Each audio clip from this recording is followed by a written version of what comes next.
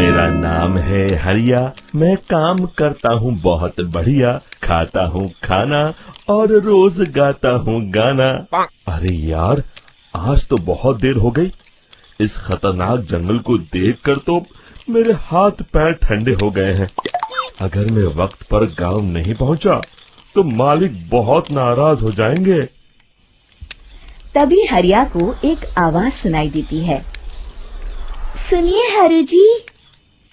अरे, ये आवाज किसने दी?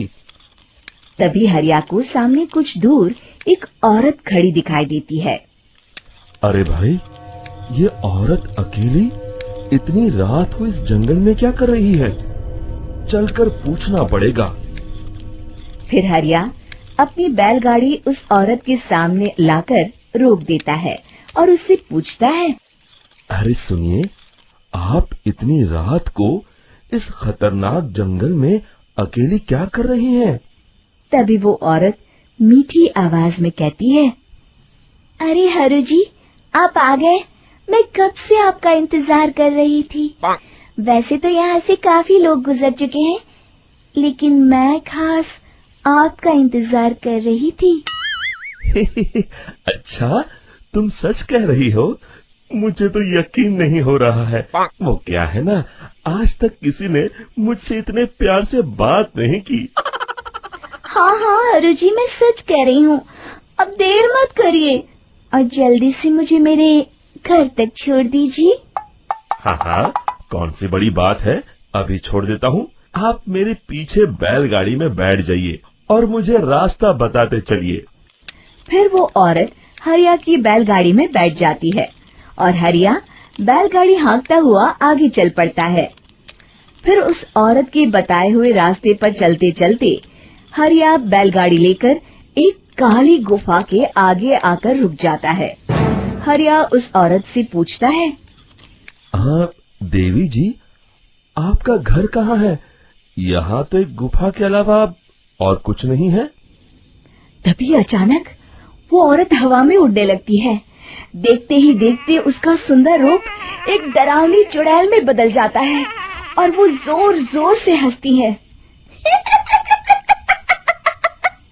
अरे तू तो एक नंबर का बेवकूफ निकला। तू तो बड़ी आसानी से मेरी बातों में आ गया। अरे मर गया रे, ये तो एक चुड़ैल है। हे भगवान बचा ले, ये तो बड़ी डरावनी दिखाई दे रही है। और फिर अगले ही पल हरिया की बैलगाड़ी में रखा सारा सामान हवा में उड़ता हुआ उस काली गुफा के अंदर चला जाता है और वो चुड़ैल भी उस गुफा के अंदर जाकर कहीं गायब हो जाती है। हरिया ये नजारा देख बुरी तरह घबरा और परेशान हो जाता है। अरे, ये चुड़ैल तो मेरा सारा सामान लेकर गुफा में गायब हो गई। अब क्या होगा? अगर मैं गांव खाली हाथ गया तो मालिक मेरी अच्छी खबर लेंगे। मेरी इस बात का कोई यकीन भी नहीं करेगा। फिर आखिर वही हुआ। हरिया के मालिक चंपक सेठ को हरिया की किसी भी बात पर रत्ती भर भी यकीन नहीं हुआ। चंपक सेठ को लगा हरिया झूठ बोल रहा है और उसने ही लालच में आकर सारा सामान हड़प कर लिया है। फिर हरिया को बेईमान समझकर चंपक सेठ उसे काम से निकाल देता है। अगले दिन अपनी दुकान में परेशान बैठा चंपक सेठ गुस्से में बड़बड़ाता है। अरे, दुकान में तो सामान बिल्कुल भी नहीं है। अब मुझे ही शहर जाकर सामान लाना होगा। फिर वो अपनी बैलगाड़ी लेकर शहर चला जाता है। शहर से सामान लेकर जब चंपक सेठ वापस गांव लौट रहा होता है, तभी उसे एक आवाज सुनाई देती है। चंपक जी, ओ चंपक जी। अरे, ये तो कोई मेरा नाम लेकर मुझे पुकार रहा है। फिर उस रास्ते में वही औरत खड़ी दिखाई देती है। फिर क्या था, हरिया की तरह चंपक सेठ भी उस औरत के पास अपनी बैलगाड़ी लेकर जाता है और वो भी उसकी चिकनी चुपड़ी बातों के मुंह जाल में फंस जाता है। फिर चुड़ैल उसे भी अपनी गुफा तक ले जाती है और उसका सारा सामान लेकर गुफा में गायब हो जाती है। बेचारा चंपक सेठ लाचार होकर खाली हाथ गांव लौट आता है। फिर ये उस जंगल में रोज की बात हो जाती है। जो कोई भी शहर से कुछ लेकर गांव की तरफ लौटता, वो चुड़ैल उसे बेवकूफ बनाकर उसका सारा सामान लेकर गुफा में गायब हो जाती। एक दिन हरिया एक लकड़हारे को उसी जंगल की तरफ जाते हुए देखता है। फिर हरिया उसे रोकते हुए कहता है, अरे भाई, क्यों अपनी मौत को दावत दे रहे हो? मेरी बात मानो, आगे जंगल में मत जाओ, वहाँ एक बड़ी भयानक चुड़ैल रहती है। लकड़हारा हरिया की बातों को नजरअंदाज करते हुए कहता है, अरे भाई, मुझे पहले ही बहुत देर हो चुकी है, मुझे जाने दो भाई। शाम तक लकड़ियाँ काट कर शहर के बाजार में बेचना है। तुम अपनी ये कहानी किसी फुर्सत में बैठे इंसान को सुनाओ, मैं तो चला। इतना कहकर लकड़हारा वहाँ से आगे जंगल की तरफ चला जाता है। फिर अगले दिन गांव के मुखिया के घर के बाहर बहुत सारे लोग जमा हो जाते हैं। तभी हाथ में कुल्हाड़ी लिए खड़ा लकड़हारा कहता है, अरे मुखिया जी, अब आप ही हमें बचाइए उस जंगल वाली चुड़ैल से। हमारा सारा काम तो शहर से ही होता है। अरे मुखिया जी, उस चुड़ैल की वजह से तो मैं पूरी तरह बर्बाद हो गया हूँ। हम सबको मिलकर उस चुड़ैल का कोई इलाज करना पड़ेगा। तभी भीड़ में खड़ा वीरा कहता है, आप लोग चिंता मत करिए, कल से वो चुड़ैल किसी को नहीं लूट पाएगी। मेरे पास एक बहुत अच्छी तरकीब है। तभी चंपक सेठ उसका मजाक उड़ाते हुए कहता है, अरे तेरा नाम वीरा है तो क्या हुआ?